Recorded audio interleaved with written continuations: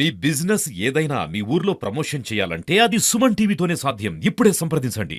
తెలంగాణ తిరుపతిగా పేరుగాంచిన తెలంగాణలో ప్రసిద్ధ పుణ్యక్షేత్రం శ్రీ లక్ష్మీ నరసింహస్వామి ఆలయంలో అవినీతి అక్రమాలు జరుగుతున్నాయి. ఎన్నో అక్రమాలు అవినీతి జరిగినా కూడా పారదర్శకంగా జరగట్లేదని చెప్పి చాలా మంది మనతో చెప్పినటువంటి విషయము. దానికి అనుగుణంగా బీజేపీ కార్యకర్తలు మొత్తం కూడా ఈవోకు మెమరాండం ఇచ్చారు. నిజంగా ఎన్నో అవినీతి కార్యక్రమాలను చెప్పవచ్చు. ఒకటా రెండా మూడా చెప్పుకుంటూ పోతే ప్రసిద్ధ పుణ్యక్షేత్రం యాదగిరిగుట్ట లక్ష్మీ నరసింహస్వామి ఆలయంలో జరుగుతున్నటువంటి ప్రతి కైంకర్యం కావచ్చు, అదేవిధంగా ప్రతి కార్యక్రమంలో అవినీతి జరుగుతుందని చెప్పి పోరాటం చేస్తున్నారు. మనతో పాటు ఉన్నారు బీజేపీ నాయకులు. మరి నిజంగా ఈవోకి ఇచ్చేటువంటి మెమరాండంలో ఎన్నో కార్యక్రమాలు ఉన్నాయి. ఈ అధికారి అవినీతికి పాల్పడుతూ దొరకడము, అదేవిధంగా చింతపండు దొంగలే కావచ్చు, పార్కింగ్ సమస్యకు సంబంధించి పార్కింగ్ టికెట్ల సమస్యలే కావచ్చు, కైంకర్లకు సంబంధించి టికెట్లే కావచ్చు, విదేశాల్లో స్వామివారి కళ్యాణం చేయడానికి వెళ్ళినప్పుడు అక్కడ వాళ్ళు చేసినటువంటి కార్యక్రమాలే కావచ్చు, ఇంకా ఎన్నో కార్యక్రమాలు శ్రీ స్వామివారి పవిత్రకు భంగం కలుగుతుంది, భక్తుల మనోభావాలు దెబ్బతింటున్నాయని చెప్పి వీళ్ళంతా కూడా వ్యాఖ్యానించడం జరిగింది. ఒకసారి వాళ్ళతో మాట్లాడదాం. అసలు నిజంగా యాదాద్రి పుణ్యక్షేత్రంలో ఏమి జరుగుతుంది, ఎందుకంటే భక్తుల మనోభావాలు దెబ్బతీసే విధంగా కార్యక్రమాలు నడుస్తున్నాయని చెప్పి చాలా మంది బాధపడినట్టు విషయము.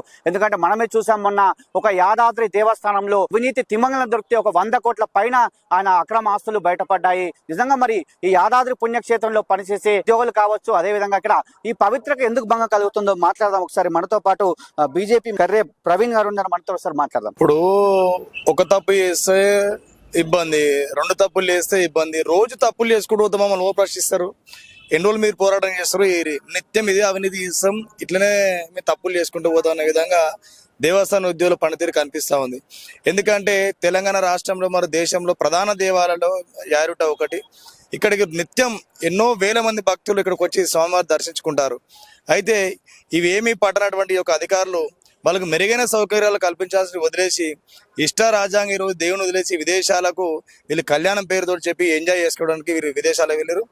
అయితే అక్కడ వీళ్ళు ఎంజాయ్మెంట్తో పాటు అక్కడ ఇష్ట రీతిన స్వామివారిని వాళ్ళ ప్రైవేట్ ఇళ్లలో తిప్పడం, కార్ సీట్ బెల్ట్ వేసి తిప్పడం, మరి వీళ్ళు వేసుకుంటే వస్త్రధారణ ఏదో బీచ్లలో ఫోటోలు చూసే జగుత్సాకరంగా ఈరోజు ఆ యొక్క ఫోటోలు మాకు కనిపిస్తా ఉంది.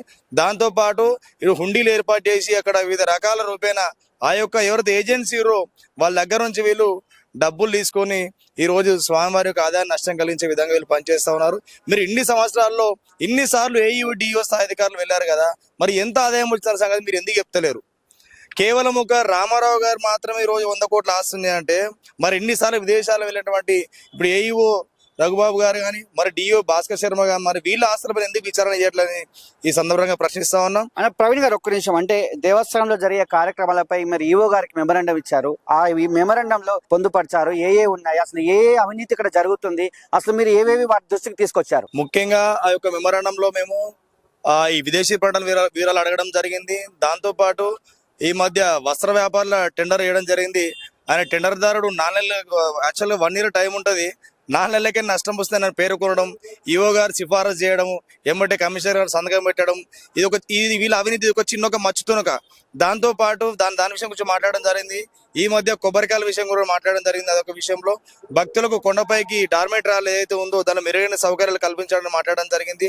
దేవస్థానిక గోశాలలో ఇంతవరకు పర్మనెంట్ డాక్టర్ లేడు, దానివల్ల గోవులను పట్టించుకునే నాదురు లేడు, అక్కడ ఇబ్బంది జరుగుతా ఉంది. మరియు నిన్నకాక మొన్న సత్యనారాయణ ప్రతాప దగ్గర ఒక సూపరింటెండెంట్ అధికారి మీద కూడా దాడి జరిగింది. ఎందుకంటే బ్లాక్ లో టికెట్లు అమ్ముతారు, సత్యనారాయణ టికెట్లు అని చెప్పేసి బ్లాక్ లో టికెట్, దాని విషయం కూడా వాళ్ళ దగ్గరికి మేము చర్చకు తీసుకురావడం జరిగింది. మరి దీంతో పాటు కొండపైన మధ్య ఎల్ఈడి వాల్స్ విషయంలో అవినీతి జరిగిందని చెప్పేసి దాదాపుగా చాలా పేపర్లో స్పష్టంగా ఉండి దాని విషయం మీద కూడా ఎంక్వైరీ చేయాలని చెప్పి చెప్పడం జరిగింది. దీంతో ఎందుకు ప్రవీణ్, ఎందుకు ఇంతగానం అంటే ఇంత జరుగుతున్నా కూడా అధికారుల్లో భయం అనేది ఎందుకు లేదు? మరి వీళ్ళలో ఎందుకు చలనం లేదు? అధికారుల పైన ఎందుకు చర్య తీసుకోవట్లేదు? పై అధికారులు ఎందుకు సరిగా ఉండట్లేదు అని చెప్తారు? వీళ్ళ లాబింగ్ ఏ స్థాయిలో ఉంటది అంటే, వీళ్ళు ఇక్కడనే అపాయింట్మెంట్ అవుతారు, ఇక్కడనే రిటైర్మెంట్ అవుతారు.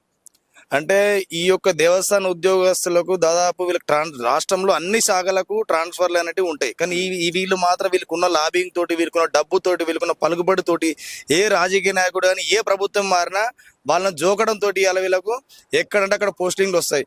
పేరుకు మొన్న లాస్ట్ ఇయర్ ట్రాన్స్ఫర్లు చేసిరు కానీ మళ్ళీ డిప్యుటేషన్ పేరుతో మళ్ళీ ఇక్కడ వచ్చి మళ్ళీ తిష్ట వేస్తారు, ఏదో ఒక ఆరోగ్య కారణం ఉందని చెప్పేసి మళ్ళీ ఇక్కడికే వస్తారు. దీనివల్ల లోకల్ వీళ్ళకి మంచి గ్రిప్ పెరుగుతుంది, ఏడ ఏముందని తెలుస్తుంది. దాంతో రాజకీయ నాయకులను లోపరుచుకొని నీకు ఇంత నాకింత, నువ్వు సపోర్ట్ చేయదు నేను సపోర్ట్ చేయదు. దాంతోపాటు కొందరు ప్రముఖ వ్యాపారవేత్తలు, రాజకీయ నాయకులు, ఉద్యోగస్తులు అందరు కలిసి ఇది చేస్తారు కాబట్టి వీళ్ళకి అవినీతి అనేది బయటికి వెళ్ళదు. ఎప్పుడో ఒకసారి ఇట్లా వెళ్ళినప్పుడు ఆ మీడియా సంస్థలు కొనేసే దమ్ము వీళ్ళ దగ్గర ఉంది, వీళ్ళు ఆ పని కూడా చేస్తారు. ఇంకొక విషయం, మరొక నాయకుడు ఉన్నాడు. అసలు వాస్తవానికి స్వామివారి కైంకర్యాలు సరిగా జరగట్లేదని చెప్తున్నారు మీరు. దానికి సంబంధించి అసలు ఇక్కడ ఏం జరుగుతుంది, దేవాలయంలో ఏమేమి జరుగుతుంది కార్యక్రమం? గతంలో యాదగిరి లక్ష్మీనరసింహ స్వామి అంటే ఒక పేదల దేవునిగా ఉండేది. ఏంటంటే ఉగ్ర నరసింహుడు పంచరూపంలో వెలిసినాడు. ఇక్కడ అన్ని రకాల సేవలు ఇక్కడ జరుగుతుండే. ఉదాహరణకు చెప్పాలంటే మన సానుస్వార ప్రశ్న అని మన సున్నాల పన్నం అని చెప్తుంటారు. గతంలో ఇది నిర్వహించేది, కానీ ఇప్పుడు ఈ సేవని అనేది నిలిపివేశారు. ఏంటంటే ఒకవేళ ఎవరికైనా భూతం కానీ దయ్యం కానీ పట్టింది అని చెప్తే ఎక్కడికో మసీదుకో ఎక్కడికో తీసుకెళ్లి ఈ రోజు జనాలు తీసుకుపోతున్నారు. కానీ గతంలో మాత్రం నరసింహస్వామి ఆలయానికి తీసుకొస్తే ఒక ముగ్గు వేసి అందులో కూర్చోబెట్టి సానుస్వార ప్రశ్న అని ఒక మంత్రం చదివితే ఆ మంత్రం ద్వారా కూడా ఇలాంటి భూత ప్రేతాలు పోతాయని చెప్పి భక్తుల నమ్మకం. కానీ ఇప్పుడు ఆ సేవను కూడా తీసేయడం జరిగింది. దేవస్థానాలకు సంబంధించి దర్శనాలే కావచ్చు, ఇంకా ఇతరత్ర కార్యక్రమాలపైన మాట్లాడడానికి మనతో పాటు మండల ప్రెసిడెంట్ సత్యం గారు కూడా ఉన్నారు. ఒకసారి సత్యం గారితో మాట్లాడదాం. ఎందుకంటే ఎప్పటి నుంచో సత్యం గారు పోరాటం చేస్తున్నారు. ఎందుకంటే హిందువుల మనోభావాలు దెబ్బతింటున్నాయి. ప్రతి భక్తునికి దర్శన భాగ్యం కల్పించాలన్నటువంటి దేవస్థానం చాలా తప్పులు చేస్తుంది, పొరపాట్లు చేస్తుంది, అవినీతిలో కూరుకుపోయిందని చెప్తున్నారు. ఒకసారి చెప్పండి, అసలు నిజంగా దేవాలయంలో ఏం జరుగుతుంది? ఎప్పుడు చూడు ఏదో ఒక వార్త వస్తూనే ఉంటుంది, ఏదో కార్యక్రమం నడుస్తూనే ఉంటాయి, మీరు మెమరాండాలు ఇస్తూనే ఉంటారు, ధర్నాలు చేస్తూనే ఉంటారు. కానీ ఈ దేవస్థానం పైన ఎందుకు పట్టింపు లేకుండా పోతుంది? యాదగిరిగుట్ట లక్ష్మీ నరసింహస్వామి దేవాలయం మన తెలంగాణలో ముఖ్యమైన దేవాలయం. ఎందుకంటే ఇక్కడికి అనేక మంది భక్తులు వస్తున్నారు. చాలా గుట్ట మీద భక్తుల సౌకర్యం కూడా సరిగా లేదు. ఎందుకంటే పిఆర్ఓ వ్యవస్థ అనేది చాలా అయింది. ఈ లైన్లో భక్తులు దర్శనానికి పోతుంటే మాత్రం వీళ్ళు 20 మందిని, వాళ్ళ 20 మందిని, మొత్తం ఒక 50 మంది పిఆర్ఓలను పెట్టి ఎప్పుడు ఇంతవరకు కూడా ఇటువంటి వ్యవస్థ లేదు. ఒక్కొక్కరు 20 మంది, 10 మంది, 20 మంది, 10 మంది తీసుకొచ్చి భక్తుల మనోభావాలను దెబ్బతీస్తుంది. ఎందుకంటే అంత దూరం నుంచి వచ్చి దర్శనం చేసుకుందామన్న భాగ్యం ఉంటే మధ్యలోనే ఒక వ్యవస్థ తీసుకుపోయి దర్శనాలు చేయించుడు, ఇదొక వ్యవస్థ మాత్రం చాలా ఘోరమైన పరిస్థితి నడుస్తుంది. అదే విధంగా గుట్టపైన నిన్నాక మొన్న కింద పడితే కూడా కిందికి హాస్పిటల్ తీసుకుపోదామంటే ఒక అంబులెన్స్ సౌకర్యం లేదు, ఒక ఎంబీబీఎస్ డాక్టర్ లేదు. గతంలో కూడా ఒక పుల్లయ్య డాక్టర్ ఉండే, మామూలు జనాన్ని కూడా వస్తే ఒక సూదిచ్చే డాక్టర్ ఉండే. కానీ ఇంతవరకు మాత్రం ఒక అంబులెన్స్ సౌకర్యంలో ఇంత పెద్ద దేవస్థానంలో కిందికి పోదామంటే ప్రాథమిక ఆరోగ్య కేంద్రం అంటారు, ఆడ కూడా ఒక కట్టుకట్టి వెళ్ళగొడతారు. కానీ ఇంత పెద్ద దేవస్థానం పెట్టుకొని మాత్రం అంబులెన్స్ సౌకర్యం లేదు. ఇది మాత్రం చాలా చెప్పుకోదగ్గ విషయం కాదు. రోజు ఇంతమంది ముసలోళ్ళు మీదికి పోతుండే కింద పడుతున్నారు, కిందికి తీసుకుపోదామంటే మాత్రం అంబులెన్స్ సౌకర్యం లేదు. దేవస్థానానికి మేము ఎన్నో సార్లు ఈ సౌకర్యం ఏర్పాటు చేయాలని కూడా మేము చాలా చెప్పినాం.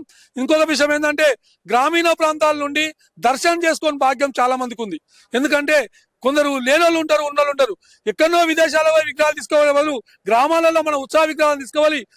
మామూలు ప్రజలకు దర్శన భాగ్యం ఇస్తే ఆ లక్ష్మీనరసింహ స్వాముడు దర్శన భాగ్యం ఉంటుందని మేము భారతీయ జనతా పార్టీ కూడా కోరుచున్నాము.